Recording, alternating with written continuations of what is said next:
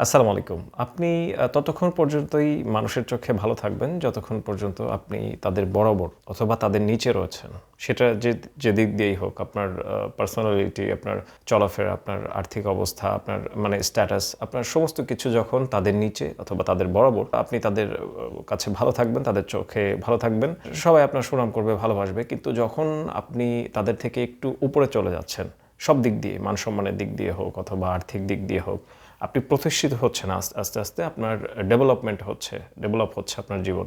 তখন দেখবেন যে আপনি হুট করে তাদের শত্রু হয়ে গেছেন। এটা স্বাভাবিক একটা বিষয়। অনেকেই এটা নিয়ে মন খারাপ করে। মন খারাপ করার কোনো কারণ নেই। এই ধরনের জিনিসগুলো মানুষের সাথে হয়ে থাকে। প্রত্যেকটা মানুষ যারা একটু উপরে ওঠার চেষ্টা উঠেছে, প্রতিষ্ঠিত যে সমস্ত মানুষজন রয়েছে তাদেরকে টেনে ধরার চেষ্টা করে।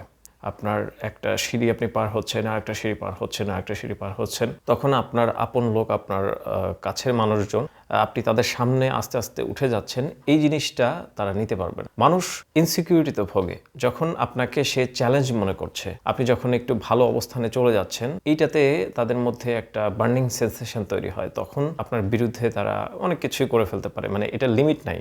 মানে এক একজনের বিরোধিতা করার ধরন একরকম। কেউ হয়তো আপনার সাথে, আপনার কথার সাথে একমত হচ্ছে না, অথবা কেউ আপনাকে আর্থিক ক্ষতি করার চেষ্টা করছে, কেউ আপনাকে মানসিক ক্ষতি করার চেষ্টা করছে।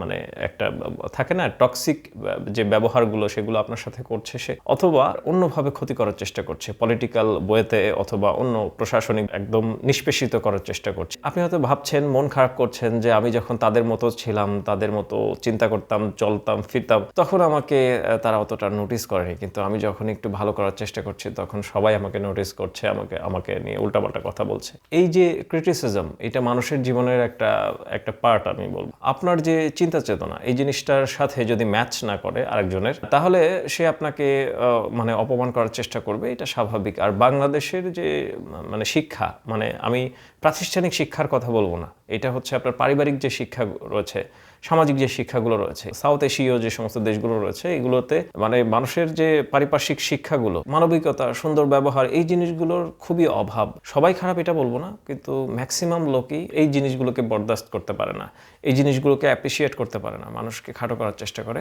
সবাই ভালো থাকবেন। এটা নিয়ে দুঃখ করার কোনো কিছু নাই। আসসালামু আলাইকুম।